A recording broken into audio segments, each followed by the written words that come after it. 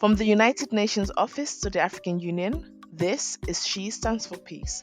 I am Dr. Yemisi Akimbobola, and in this podcast, I speak with thought leaders and peace builders who share their reflections and best practices towards achieving objectives of the Women, Peace and Security Agenda in Africa. And today I'm joined by Anita Kiki Gbeho, Deputy Special Representative of the Secretary General at the United Nations Assistant Mission in Somalia. Anita Kiki Gbeho joins me from Mogadishu, and we have a conversation about inclusive approaches to women's political participation. Miss Anita Kiki Gbeho, it's a pleasure to speak with you today. You have over 20 years of experience working in a range of conflict and post-conflict settings, from Sudan to Somalia, which is where you are currently, and even Iraq. So, reflecting on your own journey in leadership as a woman within the UN system, leading efforts in conflict settings, how would you say that being a woman in the position that you are in the environments of conflict that you work helps in achieving the WPS agenda, particularly where it comes to women's participation? Let's start with 1325. Security Council resolution was clear that we would not be able to reach meaningful peace if women are excluded. And they wanted to see women included in all aspects of reaching, preventing, and reaching a peace agreement. Whether you talk about protection, you talk about prevention, you talk about participation. This resolution was about women being involved. Now, my personal journey has brought me to consider that I'm one of the lucky African women. I am educated, I have a job, I have a good standard of living.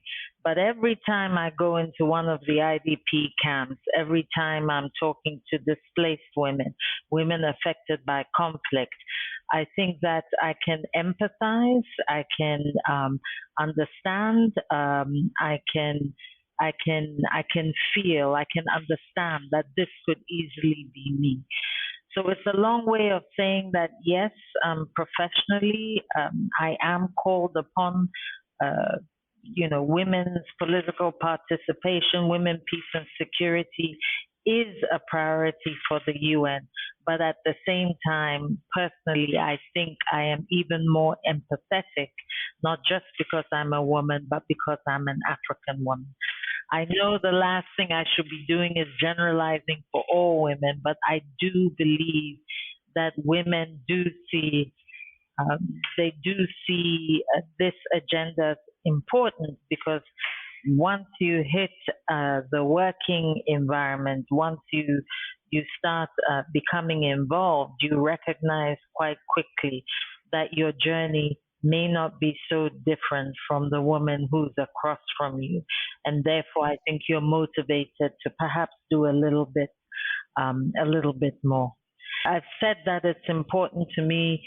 One, my profession calls for it to be a priority. Secondly, personally, I think I'm empathetic to the cause because of who I am. There's nothing I can do about that. I'm an African woman. Um, and so throughout my career, I've tried to use the privilege that I have. I've tried to use the position that I have to be an advocate and to support where I can to actually implement to make a difference in women's lives. For example, when I served here a little over 10 years ago with OCHA, we have a joint program, what we used to call a consolidated appeal, and we would try to bring together all the humanitarian agencies into one frame so that there was clarity around how we were responding to a humanitarian emergency. So what I did was work with the experts in each of the humanitarian agencies and try to have a specific outcome in each of the sectors, whether it was water, whether it was healthcare, whether it was food, to have a specific outcome to help us better target women, because as you know, they easily get caught or get lost in the data and in our response activities if we're not deliberate about targeting them. When I served in Darfur, there was an idea that existed and had begun and sort of lost a bit of steam. They were called the Women Protection Networks. So I worked with my colleagues to revamp these networks. And I particularly like the networks because these serve as an early warning mechanism. They were the first responders to women who had been or had undergone some form of sexual or gender based violence. You knew you could go to these networks, and these networks would walk you through the system. If you wanted to report, they would go with you to the police station. If you wanted to seek medical attention, they would take you to the hospital. And even I remember in Zalindi, I was talking to an older lady who was the leader of the Women Protection Networks there. And she told me quite clearly, uh, Kiki, we know how to keep secrets. And so, meaning that if the woman did not want to report, they would be her support network without having to make that news public, because we all know the stigma that is involved with more. So, you've spoken on a lot of areas you've worked in that for support women's networks, etc. We're going to unpack a lot of that throughout this conversation. But let's talk more about your work in Somalia. And Somalia is a country where you've been based for a few years now and has had long-running armed conflicts. And women, as with many conflict settings, have been faced with various forms of violence. In 2021, the Georgetown Institute of Women, Peace and Security ranked Somalia as one of the lowest among 44 countries in Africa when it comes to things like women employment, right? So, women's participation in public life, in civic spaces, and the active participation in humanitarian responses, and some of the things that you've alluded to, is very critical to ensuring that adequate attention and action is taken for their protection, empowerment, their participation in implementing things like the 2018 draft of the Sexual Offences Bill, for example. So, what does women's meaningful and safe participation in political leadership mean for countries like Somalia? I think it means the ability to engage. You have to make sure that, across the board, not just in Somalia, women are able to engage before the process, during the process, after the process. And this means including in decision making, because essentially they're also making decisions about themselves and their communities. How are they consulted? How are we dialoguing with women? How are we making sure the environment within which these women operate is safe? I mentioned that, or you have mentioned that I work here in Somalia, and I arrived in Somalia during the heat of a political crisis. And that political crisis was around the elections. Now, the president had extended his term, parliament had extended his term. This is the abridged version. There was broad disagreement with the extension. We found that civil society, the political elite of the country, women's groups, the international community were all pushing back against this and trying to prevent an escalation of the political tensions that exist. Now, with everything we know about Somalia and this political tension, the women's groups and some of their supporters were trying to implement a 30% quota for women.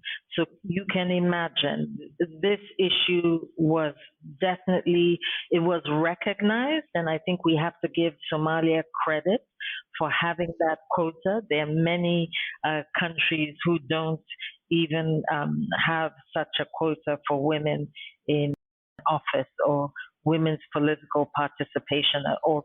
But we found that we started the advocacy late in the process, and so it was proving challenging because of the environment as well to get the necessary momentum, the momentum that we wanted. So what we did was we tried to work very closely with the Minister of Women and Human Rights, with civil society, and an innovation by Somalia, what they call the Goodwill Ambassadors. So they picked prominent women from different walks of life in Somalia, and they made them the advocates. They were directly linked to the prime minister, and they became advocates. This is something I should have mentioned as well. Not only was finding the political space a challenge, but some of the key enablers, for example, the money that's required to register in the first place. So Somalia also did something quite innovative and should get a check mark for that. They reduced by 50% the amount of money that women would need to put down and register. However, it was still too much given a society that is patriarchal, where women don't often have access to resources. So I think critical to women's meaningful participation would be resources in the experience that we have here in Somalia. It would be security. And I would say legislation. I should also mention that women have lost their lives in Somalia for choosing to actively participate in politics. And here, what comes to mind is during the past elections, there was quite a prominent woman MP in one of the states who lost her life. There was a pretty heinous attack. That was going to be my next question, the impact of conflict and extremism in terms of achieving such quotas for a country like Somalia. And I think that example is a valid example of some of those impacts. You already have to be courageous as a woman to get up and say, okay, I'm going to lead, I'm going to participate in any country. And then you have the added challenge of security. So it is a reality. I spoke about the MP, the Member of Parliament, Amina Mohammed. She lost her life. I spoke about the fact that these goodwill ambassadors came to us and did mention the challenge of security. So we were very much, we went and spoke to ATMIS, this is the AU mission in Somalia, and we brainstormed with them what could practically be done to support these women with their security. And so what we agreed is that there would be a safe zone and that at least they would advise these women to operate within the safe zone, but knowing that it's still high risk and it still requires challenge to get up and say, I am going to serve. So security is a big issue. So, to speak more about sexual offences and particularly gender based violence, in May this year, the NGO Working Group on Women, Peace and Security made some recommendations to the Security Council and the work of UNSOM. And one of which was that in UNSOM's effort towards preventing gender based violence, this should be done, and I quote, using a trauma informed survivor centered approach that places the rights, needs, and wishes of survivors at the heart of planning, decision making, and response. So, what are your reflections on this recommendation, and especially reflecting on your vast experiences across the continent? What would a trauma informed and survivor centered approach to tackling gender based violence in these environments look like? First of all, I very, very, very much welcome this statement because that is what drives us as the UN. And when you break it down, what does it mean? It just means you put the person at the center of the response. So it's understanding that you and I could face the same or similar trauma, but how we respond to that will be different. So unless we deal with yourself, Yemisi, as an individual, or myself, Kiki, as an individual, it will be extremely difficult to respond. And unless an individual, a person, is actually consulted on what they went through and what kind of response is going to be provided to them, it is unlikely that we're going to be successful. So I think the first point is that I would welcome such a recommendation. I think in the UN, that's what we do: put people, a people-centered approach. That is all that means to me. When you boil it down to its essence, you're putting somebody in the center of your response.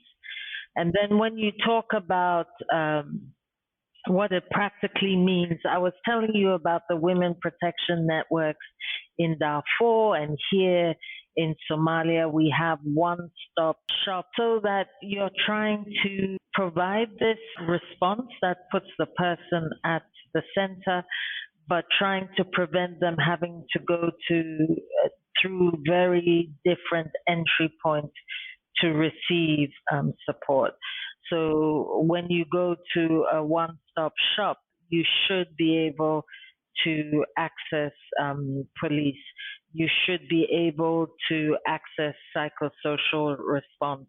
These one-stop shop centers are important because it allows women to access policing services.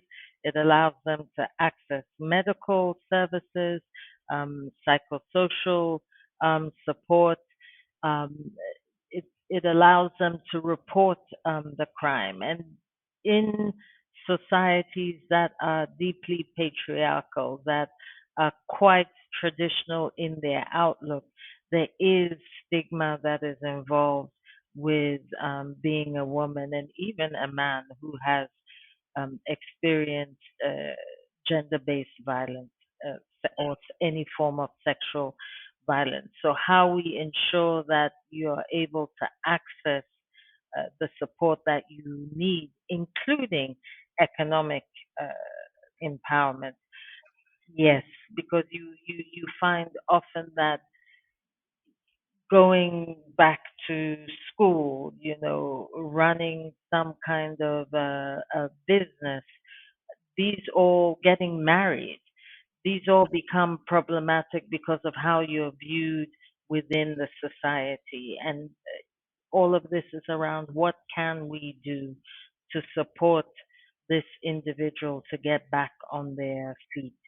So all of this is very relevant for Somalia. I would even argue very relevant around the world.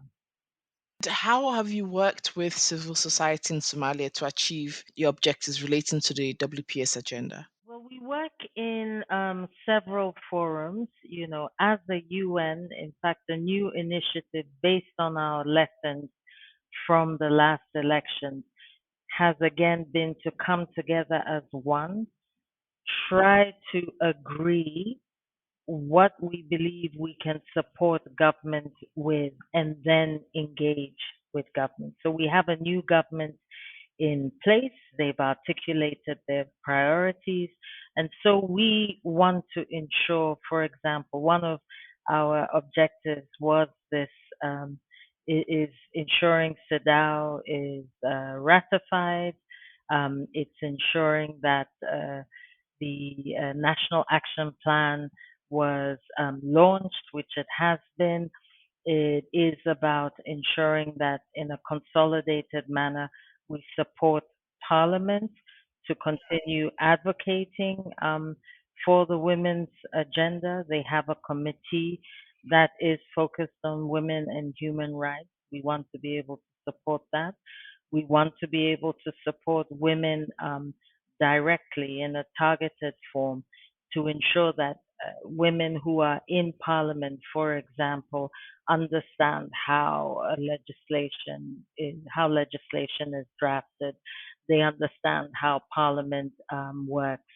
They're given the right communication training, the right communication tools, so that they're able to hold their own, that they have a support mechanism, that we are supporting the women caucuses. So these are the kinds of things we're in the process of revamping the way we work internally in order that we can better support government, civil society moving forward. You spoke earlier on about some of your work in Darfur around women protection networks. And, we, like you rightly said earlier on, we can't speak about women in leadership without also talking about women's protection for the examples that you've given. So, reflecting on your work in places like Sudan, in Darfur, where, for example, you help to expand the women protection networks, as you said, and also your work in Namibia, in Angola, and now, of course, in Somalia. First of all, tell us more about the protection networks because you started to do that in your previous question. And then also what in your previous answer, sorry, and also what you learned about how the women, peace, and security community can do to better localize efforts around women's protection. I liked the idea of the women protection networks when I went to Darfur because they also were a one-stop shop. They were an entry point. They were within the IDP community. And I should also mention that these networks also functioned as an early warning mechanism. So I remember when I first met the leader of the network in Zalinji, and the first time I was going there explaining what we do as a mission and that I was new, and this old lady just looks at me and the first thing she says is, look, if you want to be helpful, there's some police who are, or uniformed personnel who are harassing us on the outskirts of town when we go to fetch water and firewood. Do something about it. Now, that to me is very concrete because sometimes we sit behind our desks, we're reading lots of paper, but how that concretely translates into somebody's life on the ground and how that person goes about their daily business is not clear. So, of course, very easily, I can go to the force. I went to the force commander and the police commissioner. Is there anything that we can do to ensure that women are protected? And it was a peacekeeping operation, and I have to say, I was there for a little over 2 years during that time through these networks and the interaction with women. They would let us know when there was violence, when they were being harassed, when they were being attacked, not just as women, but as a community. They would directly let us know, and we were able to respond primarily through the police who served as part of the hybrid UNAMID, which was the AU and the UN peacekeeping mission. We were there jointly together. We were able to respond. So I liked the networks not just because they were a one stop shop that could provide a package of services to women who had faced some kind of violence, some kind of trauma, but also because they helped us, our I talked about this specific incident on the outskirts of Zelindji, but broadly as a mission, on a regular basis, we would conduct patrols, and the women would tell us within each of the areas that we operated in where they thought we needed to patrol for their security and also for them to go about their daily business. So the Women Protection Network for me was was one of the positive outcomes of our work on WPS. Brilliant. It's been a pleasure speaking with you today. And we've talked, on a broad range of levels around women's political participation, protection, etc. So, to finish our conversation off today, if there was one action you would like our listeners to take based on what all we've discussed, what would that be?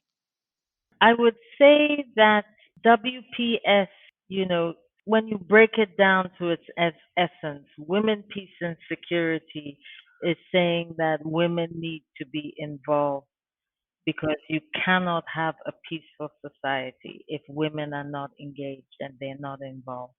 But we still struggle to get there, even though the data tells us that if you have women involved in a peace agreement, it's likely to stick. We have high profile examples such as Liberia in 2003, the role that the women played in bringing peace to Liberia and electing our first woman president is nobody disputes it, but yet we struggle. And so, if there was something I would leave listeners with, or I would ask your listeners today to think about, is how can you be informed? Be informed, and then once you're informed, engage. Because change will only happen if this agenda is being discussed at all levels, if it's being discussed in the schools so our children understand the importance of women participating politically and the outcomes. The reason I say be informed is that, sometimes I get the sense that it's become a cliche. Women's participation, women's involvement, the whole gender equality agenda.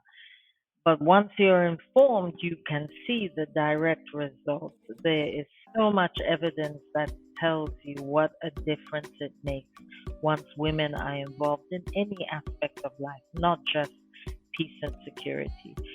So, if I was to leave listeners with anything, it would be informed and then get involved. It can only change if we all take part, if we all participate, if we all try to make a change. Brilliant. Thank you so much for speaking with me today. It's been a pleasure.